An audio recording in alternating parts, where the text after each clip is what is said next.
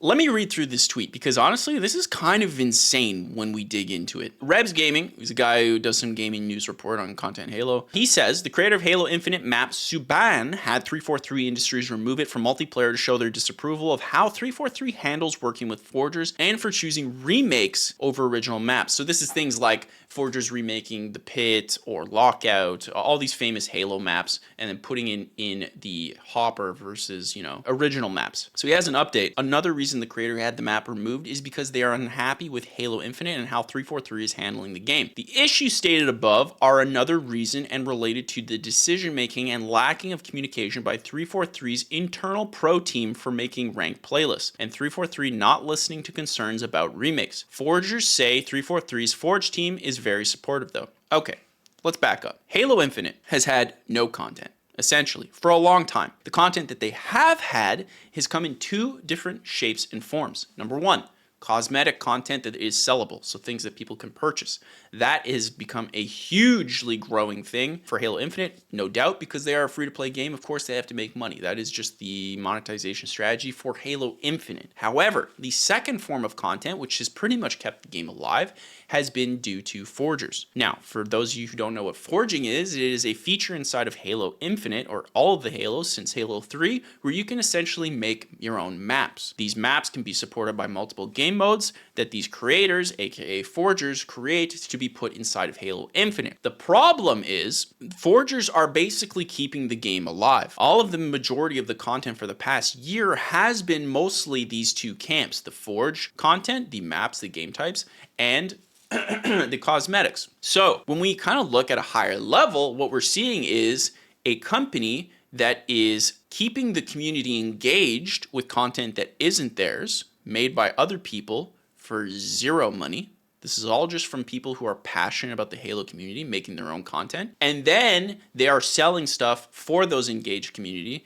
and giving none of it to the forgers. So one of these people, like we mentioned here, the creator of a map called Subban. Subban had 343 Industries remove it from the multiplayer to show the disapproval of how 343 handles working with forgers and for choosing remakes over the original maps. So these forgers are putting in hundreds of hours to creating these crazy maps for Halo Infinite, and I will show you some right here. So here's Subban. Pop this in right here. Bada boom, bada bing. You can see, honestly, fantastic. It looks fantastic. There's a lot of Forge maps I find try too hard to be beautiful rather than actually play well. But I would say just from looking at this one, it seems to be heavily focused on an actual good layout, and then also beautiful on top of that. So shout out to him. The person who made that is Canadian, chat. Certified Champ is the creator, the Halo Forger, Toronto, Ontario. Mwah! Beautiful Canadian, Certified Champ. I hope you're feeling goose-tastic. Okay, shout out to the Canadians. So yeah, this is what's happening with Halo Infinite, and it's become sort of a controversial statement. And now there are two different camps that are following from this. There's the 343 has created a game with no content. It's probably not the right way of phrasing it, but essentially they've made it with a lack of content as a live service game. And so they're relying on forgers to create that content. So camp one is, hey, they're giving you all these tools, and forgers are doing it out of the love of the game, which is fantastic. Camp two is forgers are putting in hundreds of hours to keep a game supported while getting zero compensation. So yeah, I don't agree. I think that these forgers are keeping the game alive, and they should be compensated at the end of the day. So the way that Halo Infinite makes money is they make money from the Battle Pass. So you purchase a Battle Pass per season, you get a bunch of content that you work up to. This is $10 or something like that. And then what they have is skins, cosmetics. So you can buy gun skins, armor effects, different armors, etc., etc., etc. And some of these prices have gone actually quite high. The problem with that is they're collecting all the money off of the backs of these forgers, and I just really don't think that's fair. This is more so the standard that the gaming industry is starting to take, and honestly, the standard that the world has already taken for a while. Twitter is paying their creators based off content, so it's like a 90-10 split. YouTube, obviously, is paying their creators based off content. TikTok, same thing. Instagram, same thing. Facebook, same thing. Anywhere where the creation, the content is made by other people primarily, which is now Halo Infinite's case, they are paying the creators. And so the other thing that's on top of that, which is causing a problem inside the industry, is that the creators, like their content is basically being diminished unless it is a remake. So of course players want to play Pit. They're going to go for remakes of Lockout, Guardian, all the fan favorite Halo maps. Of course they're going to perform better than traditional new maps. However, there's no reason why 343 can't cycle these in. Honestly, I have no idea why there isn't a playlist that's just like Forge Test. Just Forge Test, give feedback, and then monitor metrics of like what does well, what doesn't, and then just cycle it in really, really fast. Because from my understanding, it takes about a year for dev-made maps in Halo, in Halo Infinite from 343 to be made. Whereas obviously the Forge guys, it's less than that.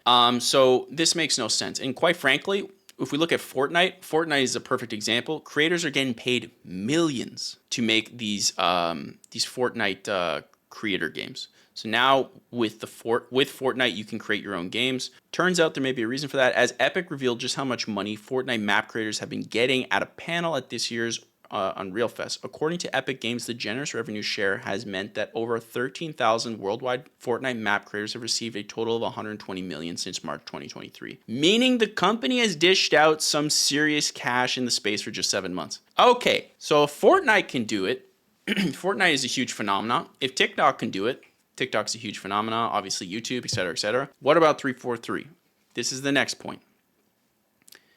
343 is owned by Microsoft, a $3 trillion company that has its marquee franchise, Halo, being kept alive by forgers putting in hundreds of hours for free at a ridiculous standard, getting their maps discriminated by 343 over remakes, which it should not be like that. It should just be a playlist hopper. You put it in, you get rated, bada boom, bada bing. Like they can look at the metrics and be like, okay, this one performed well, this one didn't, and it should be that. It should be labeled like Forge Test, so that way people know it could be broken, could not be, but you get to test this, and then it goes inside the community, and then based off the playtime of each map every month, they get some type of like rev share model. Like it's a very simple thing to do. Now, from a software development experience background, which I do have, putting something like this into place like ASAP when people are freaking out, it doesn't come out of nowhere. But at a bare minimum, they should already have the most played metrics per map. They should have that for sure. And then they have a credit system. So for sure, at a bare minimum, they should be offering these forgers credits, like the Halo credits. And then eventually, once they figure out monetization, they can convert that to actual income. Because when you look at this from the perspective of a $3 trillion company keeping their marquee franchise alive and profiting off the backs of people working for free, chat. I don't know. You guys let me know in the chat what you guys think, but I don't think that's the best move. So for instance, here's one person saying in the community, Jarasunder, forgers should be paid. Anyone that produces content for a product that a publisher will then market and use for their product deserves compensation. To which I replied, it should be 100% a rev share model with a split taken from the battle pass and or skins. These forgers have kept a $2 trillion company's game alive for the better part of a year. It shouldn't have even gotten this far. And you can see here some of the skins. This is like $30 Canadian, and this one's $20 Canadian for just these things. Like, just give a percentage. Let's say of all the payments, let's say you take 20%, 30%. Of course, they'll probably err on the lower end. But let's say 30% of that goes into a pool, a creator pool, a forge pool, okay? And then you just divvy that up by playtime per month.